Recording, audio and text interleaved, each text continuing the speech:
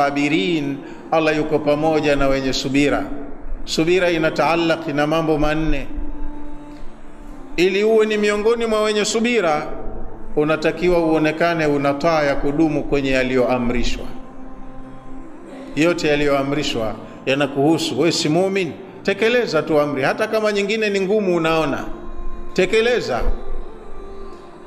Pili, subira inataallaq na kudumu katika kuacha yaliyokatazwa. Hata kama kuna mambo unayapenda, ushayazoea, yamekatazwa, hayatakiwi, wewe uache tu. Ni subira nayo hiyo, kuvumilia, kujizuilia na jambo ambalo nafsi yako inapenda, ni subira kwa ajili ya Allah. Tatu, ni kusubiri kwenye tabia zetu wenyewe kwa wenyewe binadamu, kwa sababu ninamchukia fulani kwa tabia yake, simpendi, lakini kuna maeneo hutakiwi kutengana naye.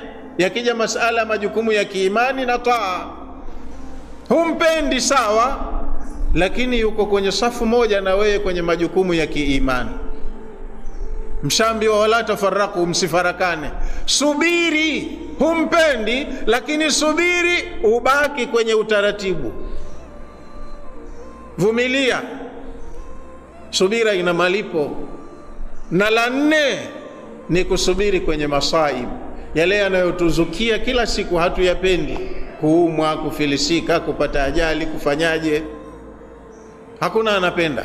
Lakini Allah akishakukadiria, likija, likikufika katika masaib, isiwe ni sababu ya kukufuru, kutetereka kiimani, kuzembea kwenye majukumu ya kiibada. Ubakie kwenye utaratibu kama kawaida, pamoja na kwamba una jambo gumu limekufika. Ndio subira hiyo. Sasa ukisema mimi siwezi kukaa na akina fulani, wakati hakuna sababu ya msingi ya kiimani ya kufanya ufarakane naye, wewe ndio unakuwa unakosea sasa, na Allah hakuongozi kwenye mafanikio.